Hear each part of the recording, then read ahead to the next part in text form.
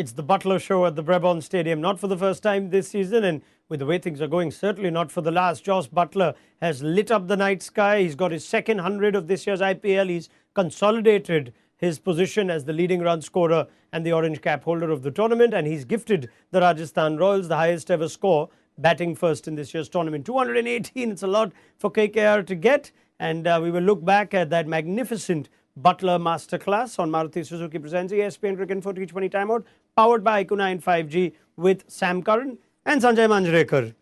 Now, both of you were saying 170 odd, but these predictions are silly when Jos Buttler is playing. And when Jos Buttler plays and scores nearly 100, this is what we get to see. What an innings, Sanjay. Yeah, that's why I don't like predictions.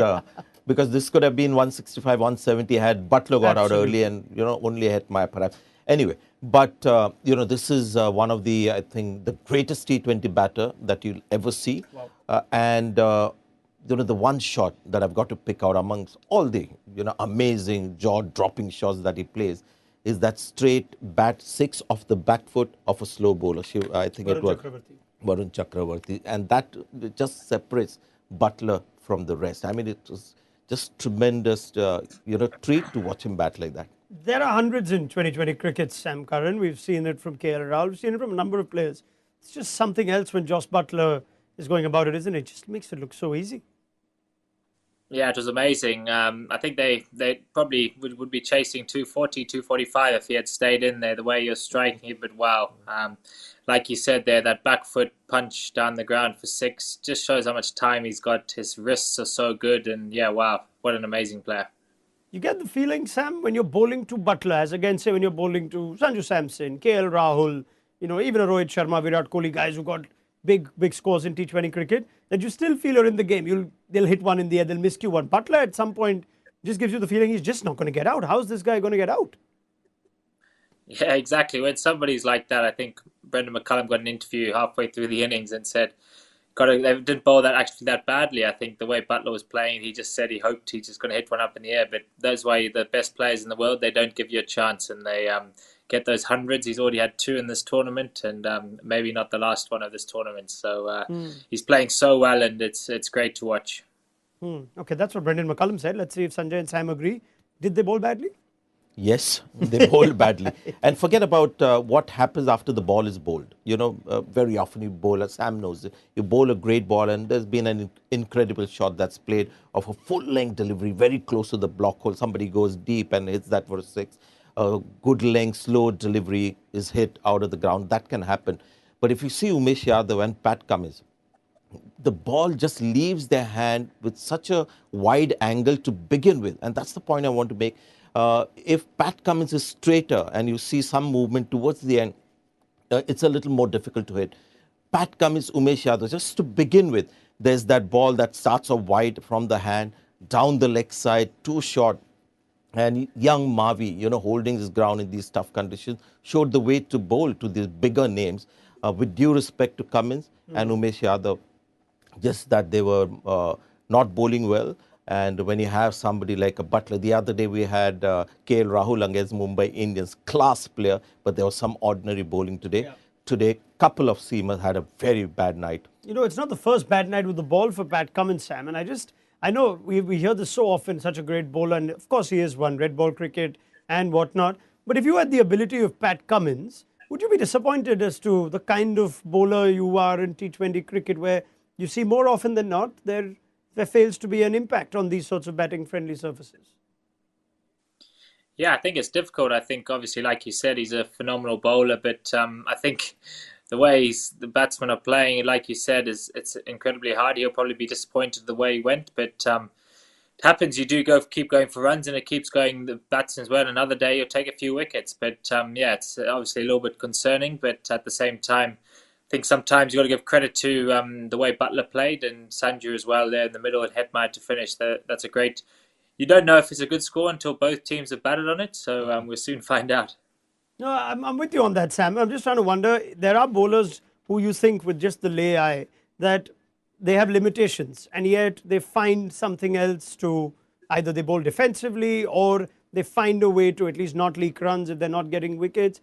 Do you think sometimes Pat Cummins' greatness as a bowler in other formats limits him from being able to be more versatile in 2020?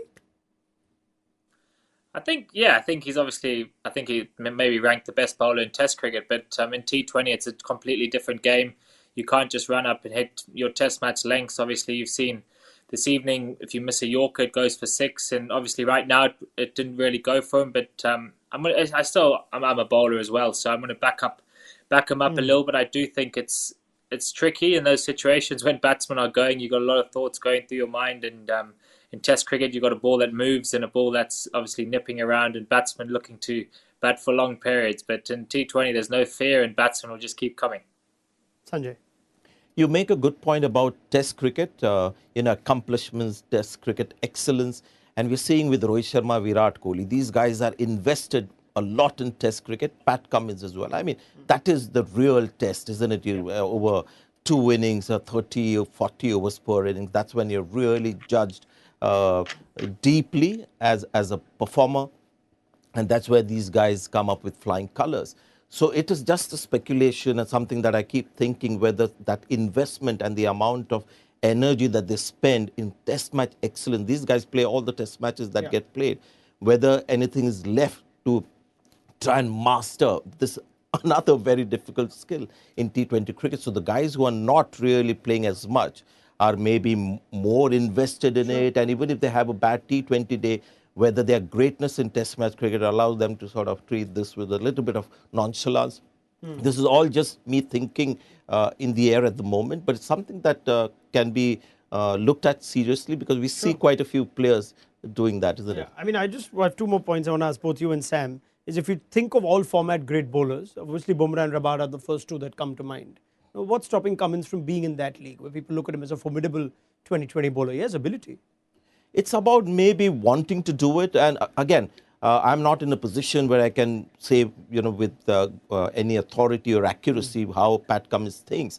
But it's about a bowler wanting to excel in all three formats. And I think Bumrah is actually an interesting case where he was more a T20 sensation before he became that. Rabada wants to do well in the IPL. But you can see Rabada also having these phases in Test match cricket where he bowls one great spell and he reminds everybody, this is Rabada, and he takes the game to a next level. Whether he can do it day in, day out in an IPL night is a question. It must be tough on these guys. I just wonder if you could narrate some similarities that maybe a couple other bowlers would have had in their careers. Sam, Stuart Broad, formidable red ball bowler, never quite got it right in white ball cricket. Josh Hazlewood, who you spent some time with at the CSK dugout, seems to have improved and told us that this is someone that can be effective in white ball cricket even on these sorts of surfaces. Any insight you could give us? Yeah, I think it's interesting. Like you guys were saying, everyone's playing all formats and they play so much Test cricket, but I think it does swing in roundabouts. There's, like you said, guys will go through phases where they struggle in different type of formats. It's incredibly hard to go from a Test match and then straight into a T20 game trying to hit your Yorkers. I think that's quite a challenge as well with how much cricket's being played. And I think it's, as a player, you pick your game that you want to execute, I guess, if that's right. But I think you choose which games and pick your format, of the if you know what I mean. So I think it's a tricky one because I think he's an incredible bowler, but if you forget about the last two games, what was he like before? And I think for me, he's still one of the best bowlers around. It's just right now the batsmen seem to getting the better. Yeah, look at Rohit Sharma. I mean, the amount of mental reserves that he would have used or finished off on that tour of England. The innings that he played for India in Test matches, first overseas 100 and all that. And then after that, immediately he was required to turn up for the T20 World Cup for India and somewhere, and the IPL as well. And you wondered whether he had that drive to try and achieve the same or, excel in this format as well. After all, these are, humans. Of course. And, well, you never know. T20 World Cup in Australia, and we'll see a different Pat Cummins. It's just not happening for him in the IPL, perhaps. Now, KKR's opener's already out there, but before we wrap up this mid-show, we've had a nice long discussion on Pat Cummins, but let's appreciate Sunil Narine. How good was he, Sanjay? Brilliant, and good to see him bowl in the death. He bowled overs, I've got 8, 10, 12 and then 18. Yes. And I'll tell you what, Butler in the first over tried to also go after him, tried one reverse slog twice. Two attacking shots that he played against Narine were reverse slog, but he realized this guy incredible. And this is where, I feel quality was there to see for people, that even Butler, in the kind of mood that he was, couldn't get Narayan away. Sam, the only player that Josh Butler perhaps changed a gear for was Sunil Narayan. Tells you something.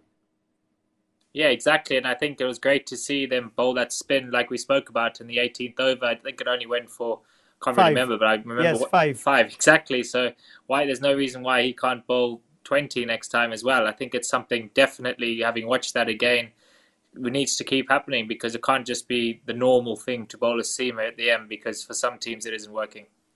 Also, good captaincy that they bowled in 3 in the middle because they had no choice. Yeah. Everyone was taken to the cleaner, so they had to have somebody who will keep some kind of, sense in the game. But Sunil Narayan, when you look at his bowling, there's that thing where he hides the ball behind his body, comes in, deadly accurate. I mean, that is something where he is a great, where the ball pitches so much in the stumps, in the lane that you don't like. And then at the very last minute, there's an off spinner that comes in, that turns a bit, and then there's a straight ball.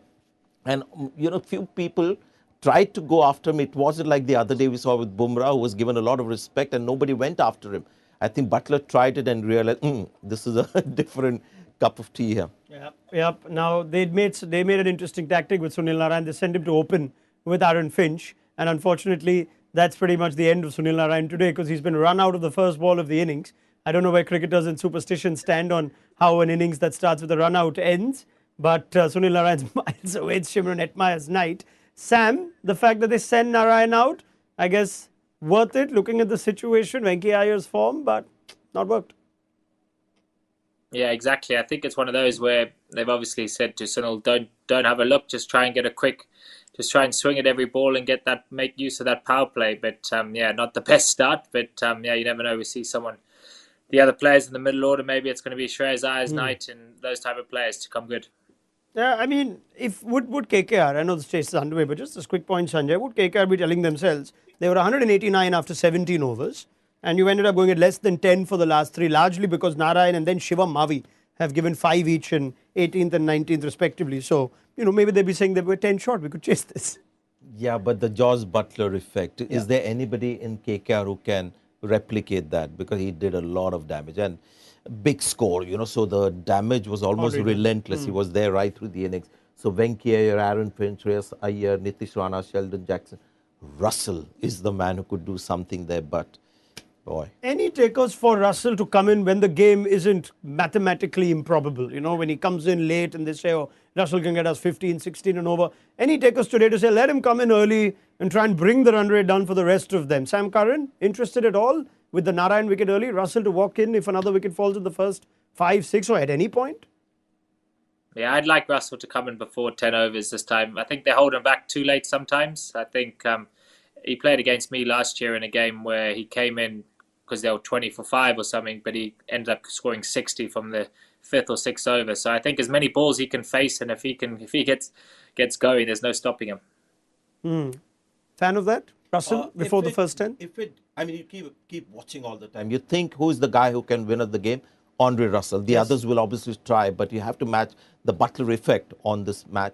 And if things start to really slow down, that's when Russell gets in. You can't send him when it's virtually impossible. So if Shreyas Iyer gets going and somebody in the middle also has a great night, then you might just want to hold him back. But you've got to remember, you've got a trump card in there and use it while the game is still alive. Absolutely. Let's see if Russell lights up even part of this innings, keeps this game alive. Should be a good watch. Thank you to Sanjay, Manjrekar and Sam Curran. More from then on Maruti Suzuki presents ESPN Cricket Info T20 Timeout, powered by IQ 95G. At the end of the match, join us then.